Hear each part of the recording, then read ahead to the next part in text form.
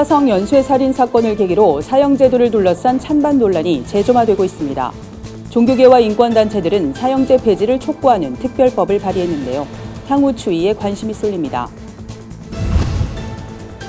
최근 한 통계에 따르면 공공기관의 장애인 의무 고용률이 수년째 미달되는 것으로 나타났습니다. 민간 기업의 경우도 예외는 아닌데요. 우리 사회에 만연한 장애인에 대한 편견과 차별, 교회가 할 수 있는 역할은 무엇인지 살펴봤습니다. 공장들이 밀집해 있는 경기도 남양주에는 1,200여 가구의 다문화 가정이 거주하는 것으로 알려져 있습니다. 이곳에서 다양한 언어와 문화를 가진 이주민들을 섬기며 복음 전파에 힘쓰고 있는 안미선교회를 취재했습니다. 구티비는 10월 한 달을 천사 후원의 달로 정하고 시청자 여러분이 미디어 선교에 직접 동참할 수 있는 시간을 마련했습니다. 도움의 손길과 함께 구티비 미디어 선교를 응원해 주신 분들을 만나봅니다.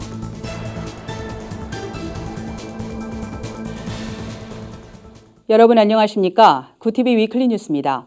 한 주간의 뉴스를 종합해드립니다. 최근 화성 연쇄살인 사건의 용의자가 밝혀지면서 사형제 찬반 논란이 재점화되고 있습니다. 잔혹한 흉악범죄가 늘면서 사형을 집행해야 한다는 목소리가 높지만 인간의 존엄성을 강조하며 폐지를 주장하는 입장도 있습니다. 관련해서 종교계와 인권단체들이 이번에 사형 폐지 특별법을 발의했는데요. 사형제 찬반 논란, 여러분은 어떻게 생각하십니까? 최로희 기자의 보도입니다. 17번째 세계 사형 폐지의 날인 10일, 한국기독교교회협의회 등 종교계와 인권단체들이 기자회견을 열고 사형 폐지 특별법을 발의했습니다.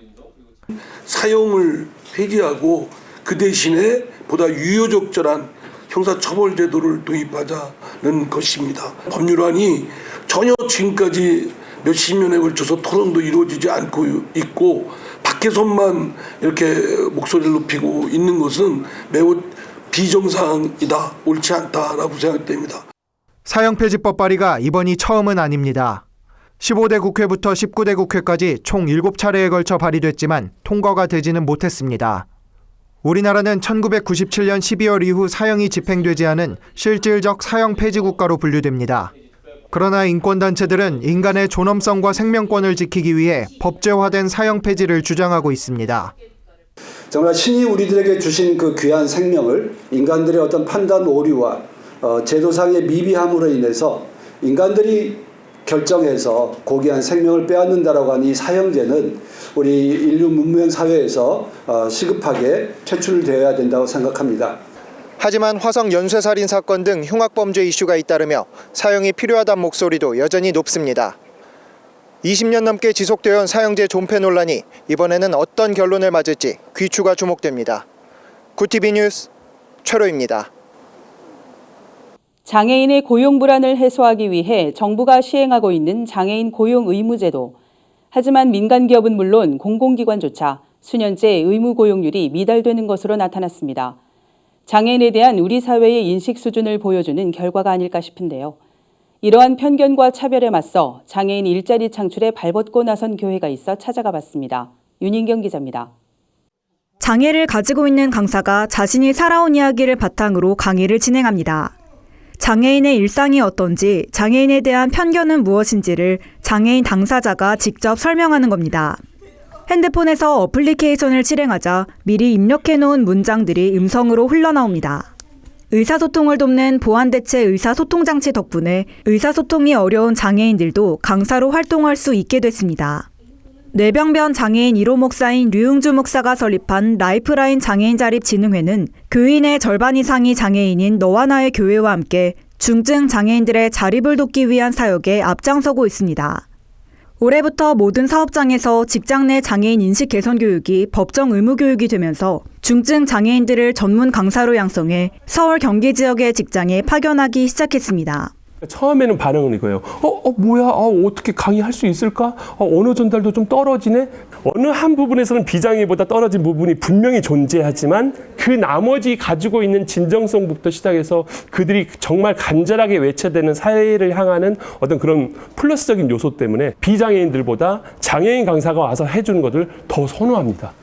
교계에서도 장애인 인식 개선의 중요성에 대한 공감대가 커지고 있습니다. 기독교대한감리회는 지난달 장로와 정회원 연수 과정에 장애인 교육을 필수로 넣는 장정 개정안을 상정했습니다. 이달 말 입법의회에서 개정안이 통과되면 감리회 목회자들과 장로들은 장애인 교육을 반드시 이수해야 합니다. 류흥주 목사는 여전히 많은 교회에서 장애인을 성도로 바라보기보다 불쌍하고 어려운 사람으로 여기고 있다며 하나님의 형상으로 창조된 장애인에 대한 올바른 인식에 한국교회가 앞장서야 한다고 강조했습니다. 교회에서 장애인식에서는 장애인이 성도다라는 당당한 성도 중에 하나입니다. 나는 인식을 심어주는 게 가장 중요하다라고 생각합니다. 그래서 장애인에게 우리가 베푸는 게 아니라 장애인에게는 우리가 배울 게 있다라는 걸. 그래서 서로 주고받는 관계, 서로 소중한 관계가 되어야 된다라고 생각합니다. 장애인에 대한 차별과 편견이 여전히 뿌리 깊은 사회에서 교회가 먼저 장애인과 더불어 사는 모습을 보여줄 수 있길 기대해 봅니다. 구티비 뉴스 윤인경입니다. 공장 밀집 지역인 경기도 남양주에는 다양한 국적을 가진 이주민 노동자들이 많습니다. 대략 1,200여 가구의 다문화 가정이 거주하고 있다고 하는데요. 구티비 특별기획 한국에서 만난 하나님. 이번 시간엔 다양한 언어와 문화를 가진 이주민들을 섬기는 안미선교회를 소개합니다. 박재현 기자입니다. 저마다의 국적을 가진 사람들이 은혜 가운데 한 목소리로 함께 찬양을 부르고 있습니다. 서로 언어는 다르지만 공용어인 영어를 통해 하나가 되어 은혜를 나눕니다. 이들은 필리핀, 페루, 캄보디아 등 전 세계 10여 개국에서 취업을 위해 이곳에 온 이민 노동자들입니다. 이곳에 모인 대부분의 이민자들은 안미선교회가 한국 생활에 많은 도움을 준다는 소문을 듣고 자연스럽게 모여들었습니다. 안미는 성경 속 내 백성이라는 뜻을 나타내는 히브리어입니다. 안미선교회는 안미처럼 이주민들에게 그 어떠한 조건과 차별 없이 자기 백성으로 삼으시는 하나님의 마음을 전하고 있습니다. 이 지역의 외국인들이 아주 많은 걸 제가 보고 놀랬죠. 저는 이제 그 형제를 주변 교회에 인도 좀 하고 싶었는데 또 아무 교회도 그렇게 외국인에 대해서 역할을 못하고 있더라고요. 그래서 제가 고민을 하다가 외국인들을 만나기 시작했는데 오늘의 이 안미선교회가 되었습니다. 1995년 지하 50평에서 처음 선교를 시작하게 된 안미선교회는 재정 문제 등 많은 어려움도 뒤따랐지만 20여 년이 지난 지금 10여 개국 100여 명의 이주민들이 함께 예배를 드리며 하나님을 찬양하고 있습니다. 대표적으로 1년에 2번 명절에 수련회를 열어 이주민들을 전도하고 있으며 한국어 교육과 상담, 의료, 미용 등 다양한 프로그램을 운영해 하나님을 전하는 데 힘쓰고 있습니다. 고령의 나이에도 불구하고 이주민 선교에 남다른 열정을 보이는 김영애 선교사는 많은 성도들에게 귀감이 되고 있습니다. So I knelt down Saturday prayer meeting in this place. I knelt down before the Lord. I cried out. I surrendered everything to God. That time, the Filipino group prayed over me and to my family and to my daughter, and I experienced the goodness and power of the Holy Spirit within us. God worked in this place. God used in this place to ministering His people and to call His people back to Him. 김영애 선교사는 이주민들을 신앙으로 잘 훈련시켜 모국으로 돌아가 복음을 전할 수 있도록 이들을 역파송하는 일에 뜻을 밝혔습니다. 현재 현지 이주민 선교사는 페루에 4명, 인도에 1명이 파송됐으며 앞으로는 필리핀에도 현지 선교사를 양육해 복음을 전파할 계획이라고 말했습니다. 안미라는 뜻처럼 나그네를 향한 주님의 마음으로 이주민들을 섬기는 안미선교회. 이들의 헌신이 세계 복음화를 위해 쓰임받을 수 있길 기도해봅니다. 구티비 뉴스 박재현입니다. 구티비가 창사 최초로 마련한 미디어 선교 기금 마련 특별 후원 방송에 많은 분들이 적극적인 나눔의 손길을 보내주셨습니다. 구티비는 여러분의 성원에 힘입어 10월 한 달을 천사 후원의 달로 정하고 시청자 여러분이 미디어 선교에 직접 참여할 수 있는 시간을 이어가고 있습니다. 구티비 사옥을 직접 찾아주시는 분들도 많은데요. 한혜인 기자가 소개해드립니다. 구티비 미디어 선교 기금 마련 특별 후원 방송은 IPTV 기독교 채널 중 최대 시청 점유율을 기록하는 등 시청자들의 관심과 사랑을 받았습니다. 방송을 보고 직접 사옥을 방문하는 시청자들의 발걸음도 이어지고 있습니다. 이들은 굿TV를 통해 일상생활에서도 신앙생활을 지속할 수 있었다며 굿TV가 세상을 복음의 빛으로 밝히길 바란다고 입을 모았습니다. 여러분과 함께 하나님의 나라와 의를 이루어가는데 굿TV 창사 22주년을 축하하면서 우리 함께 이 시대에 하나님의 원하심을 이루어가는 일에 소중한 밑거름이 되어지는 일에 동참하시기를 주님의 이름으로 부탁합니다. 감사합니다. 저희들이 믿음의 성도들이 더 많이 중보기도와 물질 후원을 해서 세계 오지의 방방곳곳에 복음을 전할 수 있도록 저희들이 기도할 따름입니다. 사막이 아름다운 건 어딘가에 오아시스가 있기 때문이라 생각합니다. 저희 믿지 않는 사람들에게는 이런 굿TV 같은 방송이 있기 때문에 정말 많은 큰 역할을 하는 것 같습니다. 우리 굿TV 기독교 복음방송에서 처음으로 후원 모금을 한다고 해서 마침 한국에 들어와 있는 기간에 소식을 듣고 이렇게 왔습니다. 많지는 않지만 복음 선교에 도움이 되었으면 좋겠습니다. 전 세계를 복음의 빛으로 밝히는 굿TV의 1분 미디어 선교사가 모두가 되시기를 바랍니다. 굿TV 화이팅! 굿TV는 10월 한 달을 미디어 선교 천사 후원의 달로 정했습니다. 시청자들은 이 기간 동안 굿TV 사옥을 직접 방문하거나 ARS 온라인을 통해 미디어 선교에 동참할 수 있습니다. 하루 24시간 중 1분의 시간을 후원하는 1분 미디어 선교사로도 언제든지 참여 가능합니다. 미디어 선교 기금 마련에 동참해 주신 분들은 굿TV 글로벌 선교방송단 미디어 선교사로도 활동할 수 있습니다. 굿TV 뉴스 한혜인입니다. 한국 기독교가 우리나라 근현대사에 남긴 사회운동의 발자취를 정리하는 사업이 추진됩니다. 오는 25일 독도의 날을 맞아 굿TV가 기도원정대를 모집합니다. 한 주간 분야별 주요 뉴스를 유창선 기자와 하나은 기자가 전해드립니다.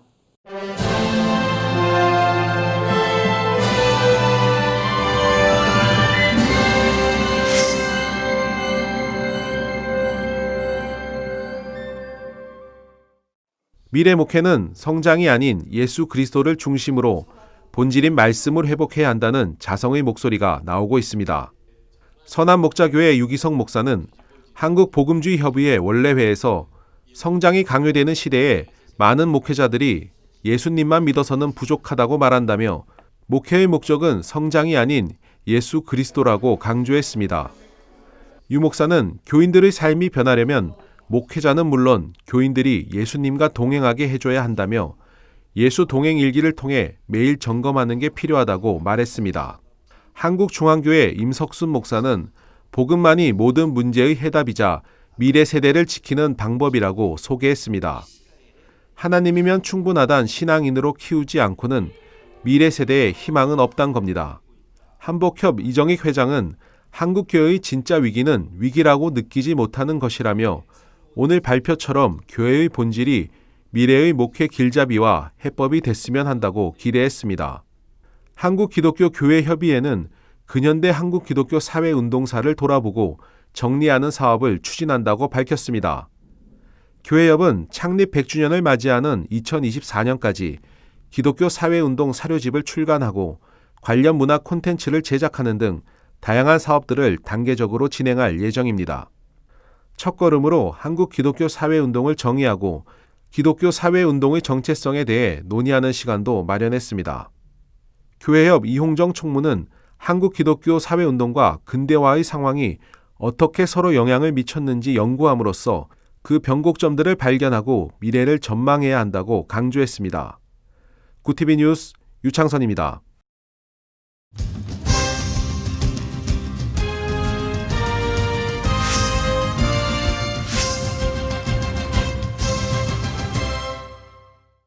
오는 25일 독도의 날을 맞아 굿TV가 기도 원정대를 모집합니다. 24일부터 26일까지 2박 3일간의 일정으로 떠나는 기도 원정대는 현지에서 울릉도 복음화 성회와 독도 지킴 구국기도회를 가질 예정입니다. 행사를 주관하는 한국드림관광은 한일 관계가 악화된 상황 속에서 독도의 날을 맞아 국민 관심을 유도하고 울릉도 지역 복음화를 위해 기획했다고 설명했습니다. 행사 첫날엔 육로 관광 후 울릉도에서 가장 오래된 울릉제일교회를 방문해 집회를 엽니다. 서울 동막교회 곽재웅 목사가 강사로 나섭니다. 이튿날엔 독도를 찾아 함께 나라와 민족을 위해 기도하는 시간을 갖게 됩니다.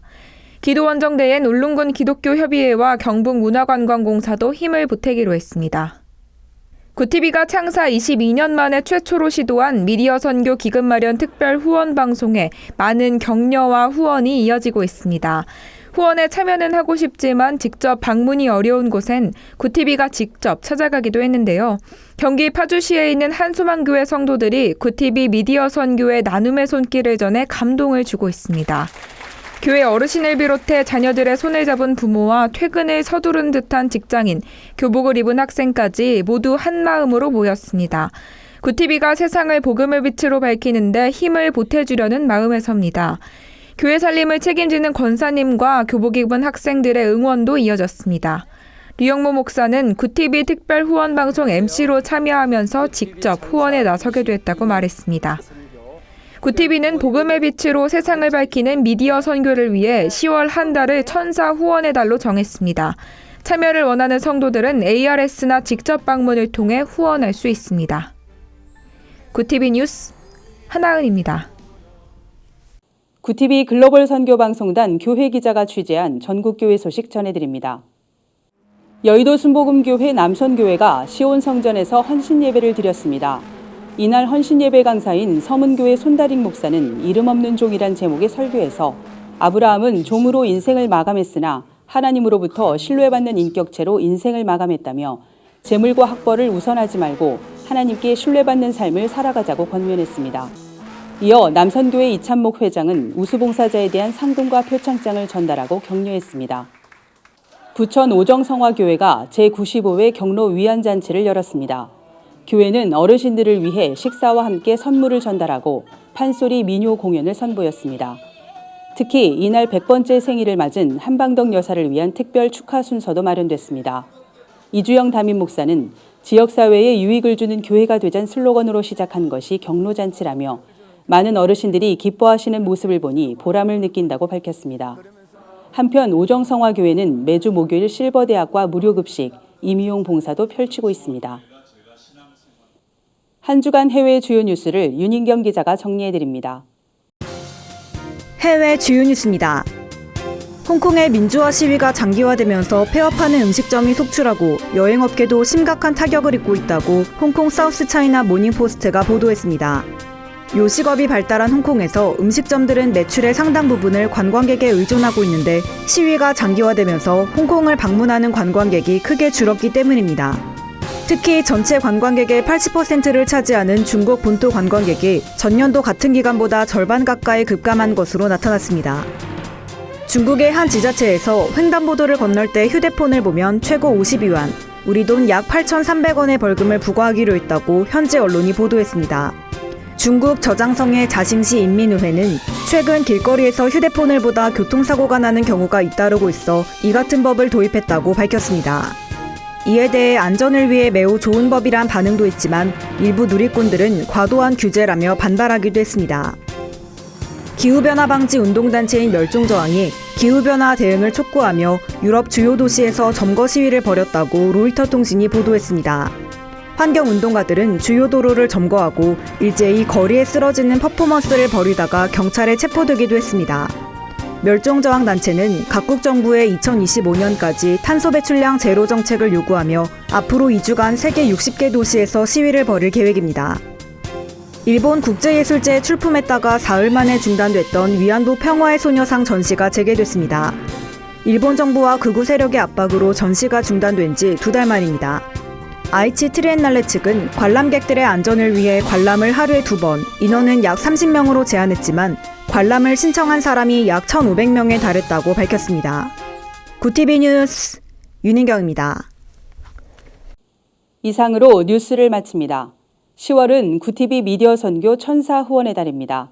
구티비 사옥을 직접 방문하시거나 ARS 온라인을 통해 미디어 선교에 동참하실 수 있습니다. 여러분의 작은 손길이 한 영혼을 살리는 데 큰 힘이 됩니다. 오늘도 함께해 주신 여러분 고맙습니다. 굿TV 미디어 선교 기금 마련에 새롭게 동참해주신 분들입니다. 강병군님 외 24분이 후원해주셨습니다. 굿TV 미디어 선교 기금 마련에 동참해주신 모든 분들께 감사드립니다.